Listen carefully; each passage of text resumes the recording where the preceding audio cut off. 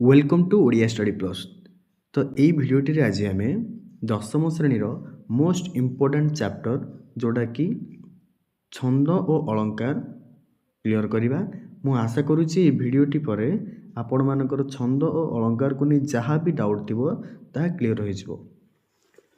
तो प्रथम देखा आम छंद कौन ना छंद होउची कविता रचना समय एक निर्दिष्ट नियम को छंद कहुए। छंद कौन देख गोटे एग्जांपल जहाँकि तुम ठीक बुझीपार। पूर्व समय जो सब गीत अच्छी जमीक भजन सम्राट भिखारी बलकर गीत पूर्व समय गीत गुड़ाक एवं बहुत सुंदर लगे शुणापी बोली शुणिले श्रुति मधुर लगे। किंतु वर्तमान समय जिते सब संगीत रही अल्प समय जमीक नुआ रिलीज है कहले 2 मास 3 मास अधिक तो वर्षे तापर जो आउ गोटे नुआ सॉन्ग बाहरी तो सेटा शुणा भल लगे किंतु से गीत शुणापी भल लगे।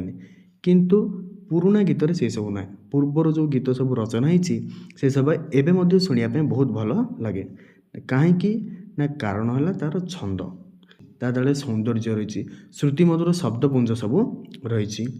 जदि नीति नियम हिसाब से जेकोसी कम करा आमको सुंदर लगे से जो नीति नियम बा शैलीटा हूँ छंद माने आम कविता कि पद्य लिखला समय आम जो नियम निर्दिष्ट नियम को जो व्यवहार कर नियम को कहुच्छे छंद। छंद क्या कहवा ना कविता रचना समय जो निर्दिष्ट नियम को आम व्यवहार करुचे से नियमटा हूँ छंद।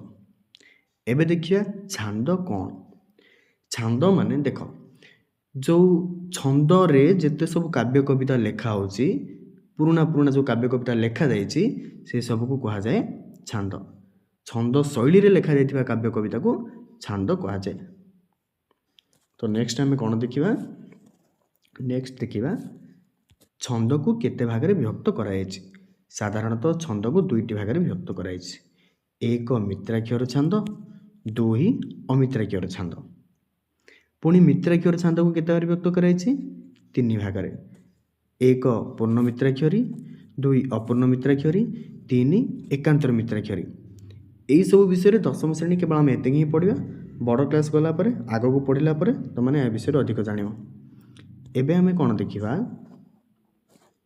एबे आमे देखा पद कौन ना पद हूँ जेकोसी गोटे जो कविता लिखा शुणी थो तुम किए गीत भल गाते रिक्वेस्ट कला समय कौन कहते पदे गाईदे जो पदे कहुच्छे से पदटा कौन। जमी गोटे एग्जांपल देख गांधारी देला जननी प्राणर सुमहत परिचय अक्षर हेउ पुण्य जगते धर्मर हेउ जय। एटा को कहुए गोटे पद माने जेकोसी कविता केते गुड़िए पदरे विभक्त केते गुड़िए पद छोटिया छोटिया पद से केते गुड़िए पदर समाहार रे गोटे कविता गठित होता है। पद माने कौन बुझिला। एबे देखिए आमे पाद कौन ना पाद माने जो प्रत्येक पदर गोटे गोटे जो धाड़ी रोटे गोटे जो पंक्ति ताकू कहा जाए पाद। जेमिति कि से एग्जांपलटा नहीं आम देखिया गांधारी देला जननी प्राणर सुमहत परिचय एटा गोटे पंक्ति एटा गोटे पाद। अक्षर हेउ पुण्य जगते धर्मर हेउ जय एटा द्वितीय पाद या कहा जाए पाद। ना केते गुड़िए पादर समाहार गोटे पद तैयारी आउ केते गुड़िए पदर समाहार गोटे कविता तैयारी। क्लियर। एबे आमे देखिए ज्योतिपात। ज्योतिपात माने कौन देखी जेकोसी गीत जति जेकोसी संगीत परिवेषण कला समय आमको रेस्ट नवाक पड़ता है। गाइला समय जो विश्राम नौ था विश्रामटा निर्दिष्ट समय निर्दिष्ट स्थान नि जाए।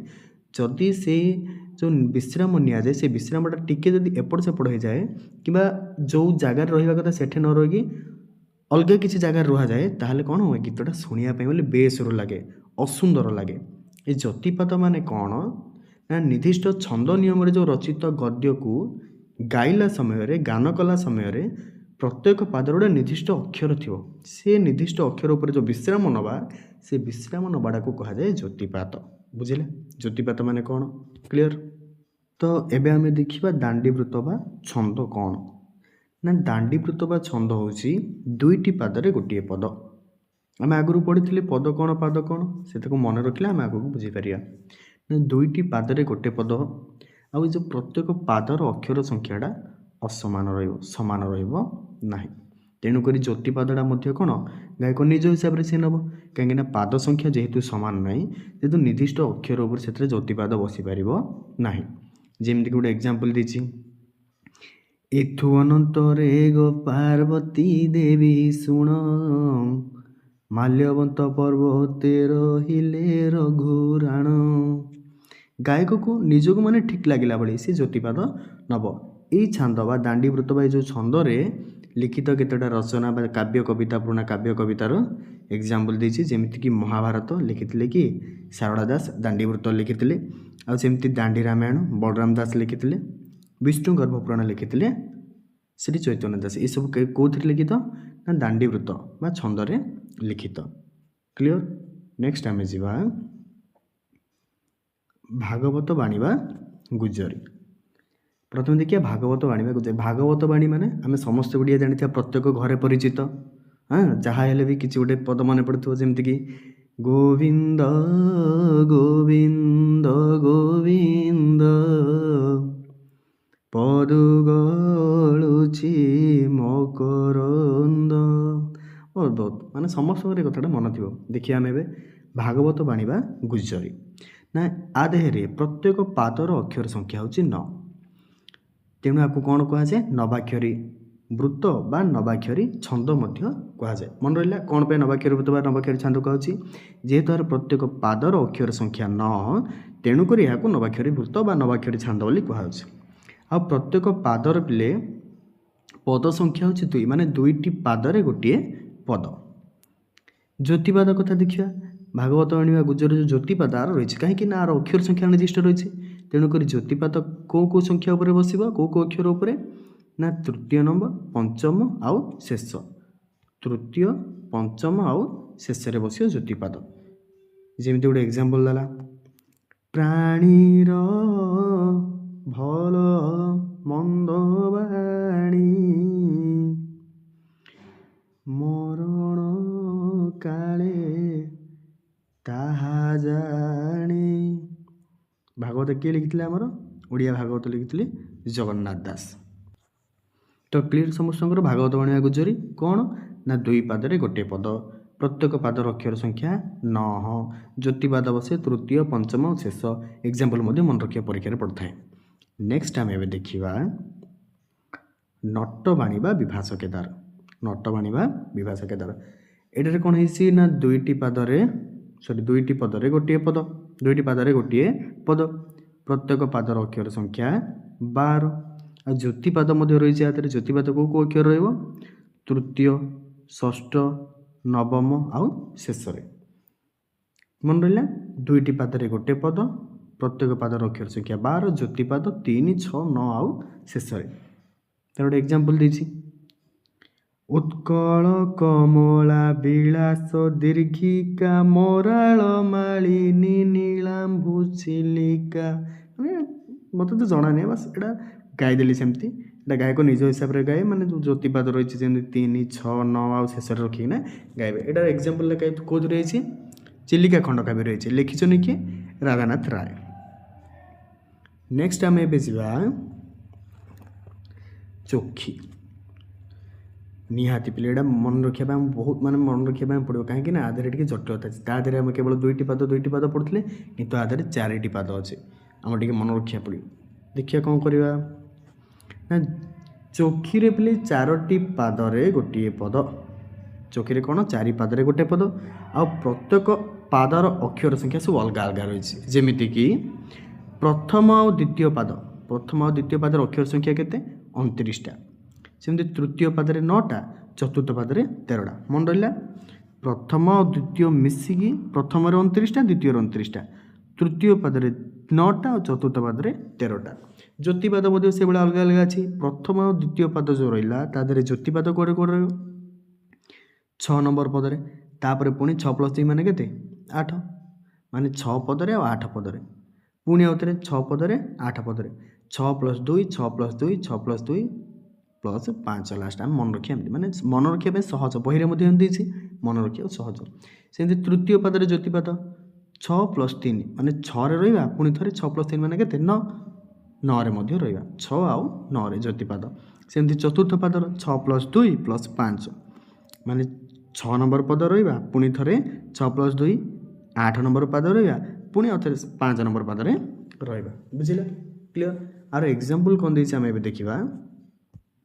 आर एग्जांपल देछि बहुत सुंदर ए गीतटे समस्त गाइबा पय पड़ियो देखिबा एबे कोन उदाहरण तू हे मा जनम भूमि पवित्र भारत भूमि तोहर संतान आम्भे हटु सरबे तोर श्री चरण सेवा पाई मन प्राण देवा गाइबा तोहर नाम आनंद रबे तो आनंदे होइबा सुखी कांदिबा दुखरे तोर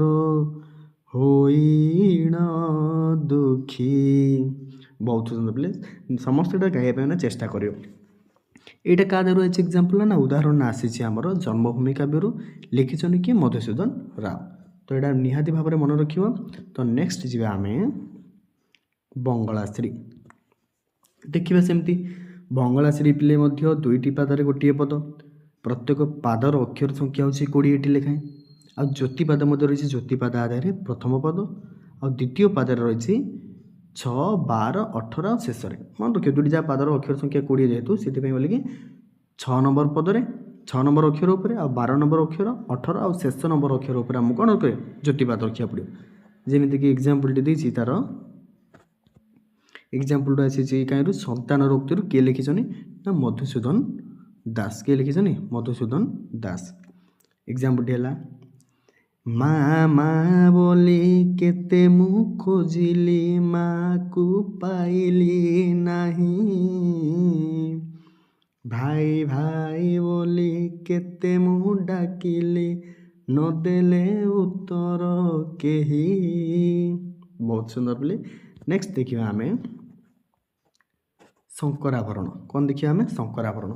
शंकराभरण से भाई कौन ना 4टी पादरे गोटे पद शंकराभरण मन रख 4टी पादरे गोटे पद आउ जो रहा प्रथम द्वितीय चतुर्थ पाद जो 4टा पाद जो रहा प्रथम द्वितीय चतुर्थ आ देहर अक्षर संख्या होची 14 केवल तृतीय पादर अक्षर संख्या 8 मन रखिला प्रथम द्वितीय चतुर्थ पादर अक्षर संख्या केते 14 आ तृतीय पादर अक्षर संख्या होची 8। ज्योतिपाद केमिति कोन प्रथम द्वितीय चतुर्थ ज्योतिपाद हला 8 नंबर आ 11 नंबर आ शेष रे 8 नंबर अक्षर ऊपर 11 रे आ शेष रे बसियो। तृतीय पादर ज्योतिपाद 2 नंबर पद 6 नंबर पद आ शेष रे बसियो। आर एग्जांपल टी काई आसी पिला ना एग्जांपल टी आसी हमर हे आनंदमय कोटि भुवन पालक अधम क्षम मुहि अवध बालक ज्ञानदाता भगवान दिय मोते शुभ बुद्धि दिय दिव्य ज्ञान ज्ञानदाता भगवान। तो आम नेक्स्ट देखिए कौन पिला आम रामगिरी देखिए। रामगिरी मध्य 2टी पादरे गोटे पद मन रहा रामगिरी 2टी पादरे गोटे पद प्रत्येक पादर अक्षर संख्या होची 16 आ ज्योतिपाद होची 9 11 और 17 अक्षर उपर बसियो। ज्योतिपाद गुड़ी बसियो 9 11 16 उपर बसे ज्योतिपाद आवर। तार एग्जांपल टी कला कलेवर कन्हाई संगे रोहिणी सुत करंती मथुरा विजय दांडे देखो संगात। तो क्लियर आमको पिले चैप्टर टी जोड़े रहा छंद एदे तो अलंकार पढ़ाई केवल छंद विषय पढ़ाई ये छंद जो चैप्टर टी पूरा मन रखा पड़े एग्जाम देहरु निहाती किसी ना किसी क्वेश्चन पड़े। तो नेक्स्ट पार्ट रे आम कौन देखिए अलंकार विषय।